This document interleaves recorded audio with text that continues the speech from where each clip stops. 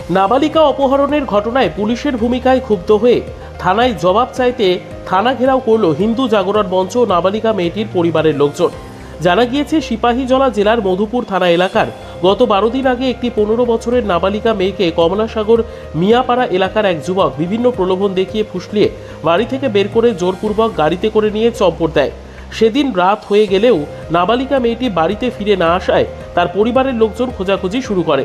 সমস্ত জায়গায় খোঁজাখুঁজি করার পরেও কোনো সন্ধান না পেয়ে মধুপুর থানায় ওই যুবকের বিরুদ্ধে লিখিত আকারে অপহরণের মামলা দায়ের করে।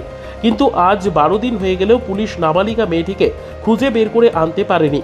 নাবালিকা মেয়েটির পরিবার প্রতিনিয়ত পুলিশের সাথে যোগাযোগ রাখলেও মধুপুর থানার পুলিশের কোনো সক্রিয় ভূমিকা দেখা যায়নি নাবালিকা উদ্ধারের ঘটনায়। অবশেষে সোমবার দুপুরে নাবালিকা মেয়েটির পরিবার সহ হিন্দু জাগরণ মঞ্চের কর্মীরা মধুপুর থানা ঘেরাও করে এবং এতদিন হয়ে গেলেও কেন নাবালিকা মেয়েটিকে উদ্ধার করতে সক্ষম হয়নি সেই জবাব চাইতে যায়।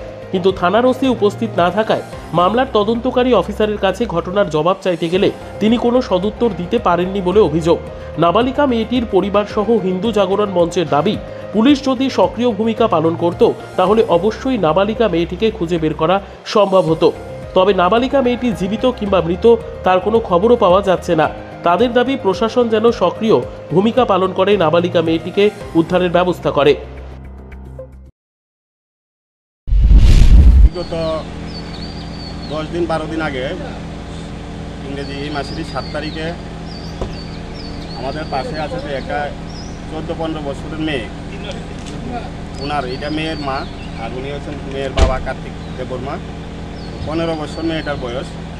এই মেয়েটা বাড়ির থেকে সন্ধ্যা সময় একটা নাম্বারবিহীন গাড়িতে করে জোর করে কমলাসাগর যে মিয়াপাড়ার একটি ছেলে জোর জবরদস্তি মেয়েটাকে উঠিয়ে নিয়ে যায়।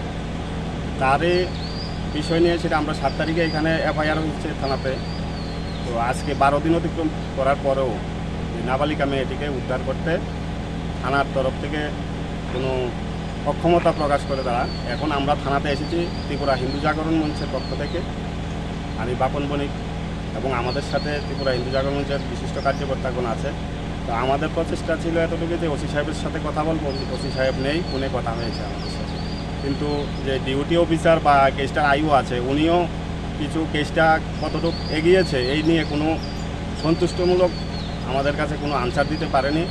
আমার মনে হচ্ছে যে প্রশাসন যদি এটা ভালোভাবে প্রেশার দেয় বা ভালোভাবে চেষ্টা করে মেয়েটা উদ্ধার করা যাবে। কিন্তু মেয়েটা এখন কি অবস্থায় আছে, ওর কি জীবন বেঁচে আছে কি নাই, সেটাও আমাদের কাছে কোনো ইনফরমেশান এখন অবধি থানা থেকে আমরা পাইনি বা ওইটুকু কথা জানার কোনো আমাদের এখন অবধি জানতে পারিনি।